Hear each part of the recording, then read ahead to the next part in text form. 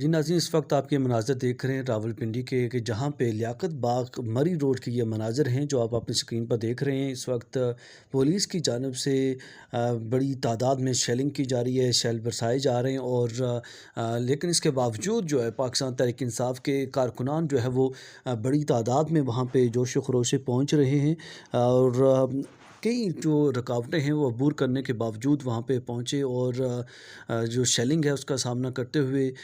اس وقت لیاقت باغ میں جو ہے وہ قافلے پہنچ رہے ہیں۔ لیکن اس کے ساتھ ساتھ اگر میں بتاتا چلوں تو سب سے پہلے عامر مغل جو پاکستان تحریک انصاف کے کارکنان ہیں ان کا جو قافلہ ہے وہ لیاقت باغ میں پہنچا اور اس کے بعد یکے بعد دیگر جو قافلے ہیں وہ اس وقت لیاقت باغ میں پہنچنا شروع ہو چکے ہوئے ہیں۔ یہ آپ اپنی اسکرین پہ وہ مناظر دیکھ رہے ہیں کہ پاکستان تحریک انصاف کے جو کارکنان ہیں ان کے جو قافلے ہیں مختلف جگہوں سے ہوتے ہوئے مختلف طرح کی جو کنٹینرز ہیں وہ لگنے کے باوجود، مختلف طرح کی رکاوٹیں ہونے کے باوجود جو ہے وہ عبور کرتے ہوئے اپنی منزل کی جانب گامزن ہیں، رواں دواں ہیں۔ اور اس دوران یاد رہی کہ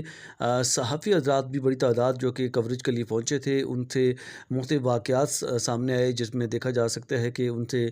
سیل فون جو ہے وہ چھینے گئے اور ان کی جو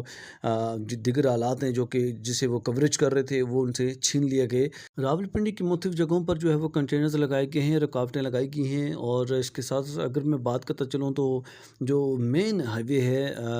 کشمیر ہائی وے، اس کے اوپر بھی رکاوٹیں جو ہے وہ جگہ جگہ لگائی گئی ہیں۔ اس کے ساتھ جو اسلام آباد ہائی وے ہے، موٹر وے، جو کہ مین انٹرنس کے لیے راولپنڈی کے اندر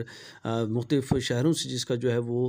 یہاں پہ داخلہ ہوتا ہے، جس پہ اگر ہم بات کریں KPK سے ہوتے ہوئے یا پھر دیگر پنجاب کے دیگر سیکٹر سے جو کہ قافلے یہاں پہ آتے ہیں یا کشمیر سے جو لوگ انٹر ہوتے ہیں تو ان کا یہ راستہ جو ہے وہ اسلام آباد ہائی وے سے ہی وہ انٹر ہوتے ہیں اور